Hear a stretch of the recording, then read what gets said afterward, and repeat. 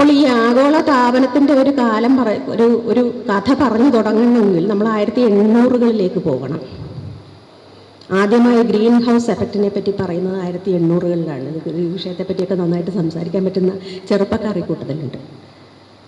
അത് കഴിഞ്ഞ് 2007 തന്നെ, ഇല്ല 1800കളിൽ നിന്ന് നേരെ 1990കളിൽ വരുമ്പോഴേക്കും കാലാവസ്ഥ ആഗോള താപനത്തെപ്പറ്റി നമുക്കൊരു ധാരണ വരുന്നു. പക്ഷെ 2007 ഞാൻ ചുരുക്കി പറയുകയാണ്, 2007 IPCC ഒരു ക്ലൈമറ്റ് അസസ്മെൻറ്റ് റിപ്പോർട്ടിൽ തന്നെ വന്യജീവികളും മനുഷ്യരും തമ്മിലുള്ള സംഘർഷം വരും ദിവസങ്ങളിൽ കൂടി വരും എന്ന്, അതായത് ഇതിനും 17-18 വർഷങ്ങൾക്ക് മുൻപ് തന്നെ ഈ ഒരു കാര്യം ശാസ്ത്രജ്ഞർ പറഞ്ഞു തുടങ്ങിയിരുന്നു. ക്ലൈമറ്റിനെ പറ്റി പഠിക്കുന്നവർ, കാലാവസ്ഥയെപ്പറ്റി പഠിക്കുന്നവർ അന്ന് തന്നെ മുന്നറിയിപ്പ് നൽകിയിരുന്നു.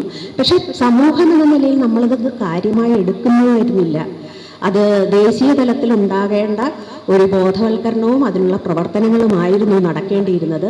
അതുണ്ടായില്ല. അതിനെപ്പറ്റി ജനങ്ങളെ ബോധവൽക്കരിക്കാനുള്ള ശ്രമങ്ങൾ പല ചെറിയ ചെറിയ തുരുത്തുകളിൽ നടക്കുമ്പോഴും അതിനൊരു ഏകോപന സ്വഭാവം ഉണ്ടാകുന്നില്ല.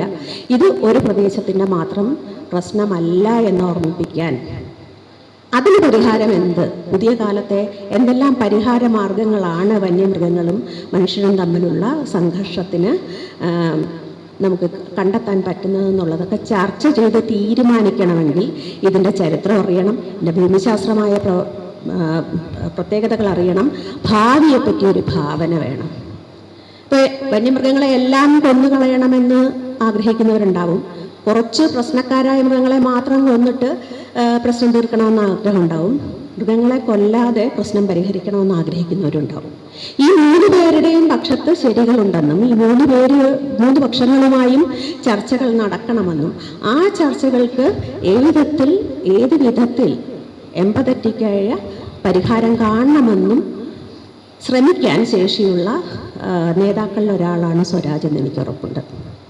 അദ്ദേഹത്തിൻ്റെ ഭാഷയും ശൈലിയും ഈ ഒരു പ്രശ്നങ്ങളിൽ പറ്റി സംസാരിക്കുമ്പോഴുള്ള കൃത്യതയും വ്യക്തതയും ഒക്കെ എഴുത്തുകാരി എന്ന നിലയിൽ എനിക്ക് പോലും അസൂയ ഉണ്ടാക്കുന്നതാണ്. കാരണം ഈ എഴുത്തുകാരുടെ ഒരു ആഗ്രഹം നമ്മൾ എഴുതുന്നതെല്ലാം വായനക്കാരുടെ മനസ്സിൽ തൊടണമെന്നുള്ളതാണ്. പക്ഷേ എഴുത്തിൻ്റെ മർമ്മമാകട്ടെ എഴുതുന്ന ആളിൻ്റെ ബോധ്യത്തിൽ നിന്ന് വരുന്നതല്ലെങ്കിൽ ഈ പറയുന്നത്, എഴുതുന്നത് വായിക്കുന്ന ആളുകളുടെ മനസ്സിൽ തൊടുകയേയില്ല. ഈ ഒരു മർമ്മം, ഈ ഒരു സത്യം വ്യക്തമായി കാണുന്നത് സ്വരാജിൻ്റെ പ്രഭാഷണങ്ങളിലും സ്വരാജിൻ്റെ പ്രതികരണങ്ങളിലും എഴുത്തിലുമൊക്കെയാണെന്ന് പറയാൻ എനിക്ക് ആഗ്രഹമുണ്ട്. അതിൽ സംഭവിക്കുന്നതിൻ്റെ രഹസ്യം എന്താണെന്ന് വെച്ചാൽ അത് അദ്ദേഹത്തിൻ്റെ ബോധ്യത്തിൽ നിന്നാണ് എന്ന് ഞാൻ തിരിച്ചറിയുന്നു. ഞാൻ കലാച്ചി എന്നൊരു നോവൽ എഴുതിക്കൊണ്ടിരിക്കുകയാണ്. അതിൻ്റെ അവസാനവട്ട മിനുക്കുപണികളിലാണ് ഞാൻ. ഈ സമയത്ത് എനിക്ക് മറ്റൊന്നിനും ഫോക്കസ് ചെയ്യാനോ സംസാരിക്കാനോ ഒന്നും താല്പര്യമില്ലെങ്കിലും കണ്ണൂർ ജില്ലാ ഓഫീസിലെ ബാബു വാഴയിലും ശ്രീ TV രാജേഷും എന്നെ അവിടെ കൂട്ടിക്കൊണ്ടുവന്ന് പിടിച്ചപിടിയാലെ കൂട്ടിക്കൊണ്ടുവന്ന് എനിക്ക് കമ്പനിയായിട്ട് വന്ന് ഇവിടെ വരെ എത്തിക്കുകയായിരുന്നു. ആ യാത്ര സ്വരാജിനെ കാണാനുള്ളൊരവസരവുമായി ഇന്നത്തെ ഒരു ദിവസം എനിക്ക് അതിനുള്ളൊരവസരം തന്നു.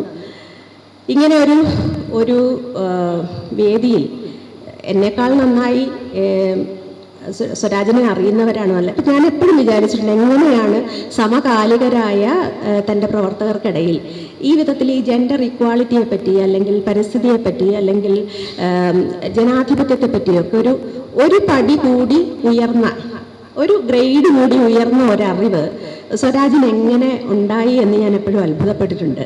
അപ്പോൾ ഇപ്പം എനിക്ക് മനസ്സിലായി അതെങ്ങനെയാണെന്ന്. കാരണം ഈ ഒരു വിദ്യാർത്ഥിയുടെ തുടക്കമെന്ന് പറയുന്നത് രക്ഷിതാക്കളിൽ നിന്നാണ്, അല്ലെങ്കിൽ ആചാര്യന്മാരിൽ നിന്നാണ് പറയുന്നത്. ആചാര്യന്മാർ തന്നെയാണ് രക്ഷിതാക്കൾ, രക്ഷിതാക്കൾ തന്നെയാണ് ആചാര്യന്മാർ എന്നതൊക്കെയാണ്.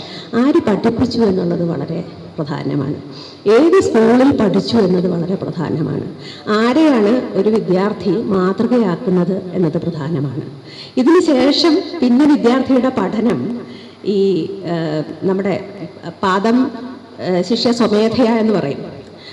ആചാര്യാത് പാദമാദ്യത്തെ പാഠം ശിഷ്യ സ്വമേധയാന്നാണ് ആ ശ്ലോകത്തിൻ്റേത്.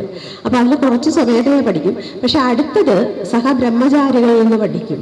പിന്നുള്ളൊരു പാദം കാലക്രമേണ അനുഭവാർജിത വിസ്ഡമായി പഠിക്കുമെന്നാണ് പറയപ്പെടുന്നത്. ഏതായാലും എൻ്റെ ഏറ്റവും വലിയ സന്തോഷം സ്വരാജിനെ സ്വരാജാക്കുന്നതിൽ അദ്ദേഹത്തിന് ചുറ്റുമുള്ള സമൂഹത്തിനും അദ്ദേഹം പഠിച്ച സ്കൂളിനും അദ്ദേഹത്തിൻ്റെ അധ്യാപകർക്കും അദ്ദേഹത്തോടൊപ്പം വിദ്യാഭ്യാസവർക്കും ഞാൻ അദ്ദേഹത്തിൻ്റെ സഹപാഠികൾ ചിലരുടെ സംഭാഷണങ്ങൾ കേൾക്കാനിടയായി. അതായത് സ്വരാജ് സ്വയം വളരുന്നതിനോടൊപ്പം അവരുടെ വളർച്ച കൂടി ഉറപ്പാക്കി എന്ന് പറയുന്ന ഒരു ഭാഗം ഞാൻ കേട്ടു. എനിക്ക് വലിയ സന്തോഷം തോന്നി. അതുപോലെ അദ്ദേഹത്തിൻ്റെ അധ്യാപകർ അദ്ദേഹത്തെക്കുറിച്ച് അഭിപ്രായപ്പെടുന്നതും മിനി ടീച്ചർ തന്നെ ഇവിടെ പറയുന്നത് കേൾക്കുകയുണ്ടായി. അപ്പോൾ ഈ ഒരു ഏത് സ്കൂളിൽ പഠിച്ചു എന്നുള്ളത് വളരെ പ്രധാനമാണ്. ആ സ്കൂളിൽ നിന്ന് കിട്ടിയ അധ്യയനം അനുശീലനം എന്താണെന്നുള്ളത് വളരെ പ്രധാനമാണ്. അത് വളരെ വ്യക്തവും മൂർച്ചയേറിയതും വേണ്ട സമയത്ത് വേണ്ട ഉത്തരം ഏറ്റവും കാവ്യാത്മകമായി പ്രകടിപ്പിക്കുന്നതുമൊക്കെ ആ അനുശീലനത്തിൻ്റെ ഭാഗമാണ്. അതിൽ സ്വരാജിനെ വെല്ലാൻ മറ്റൊരാളുണ്ട് എന്ന് ഞാൻ വിചാരിക്കുന്നില്ല ഈ കൂട്ടത്തിലൊന്നും. അതുകൊണ്ട് ഞാൻ വിചാരിക്കുന്നത് ഈ തർക്കിക്കാനും ജയിക്കാനും വേണ്ടിയല്ലാതെ അറിയാനും അറിയിക്കാനും വേണ്ടി ചിലർ നമുക്കിടയിൽ ഉണ്ടാകേണ്ടത് അത്യാവശ്യമാണ്.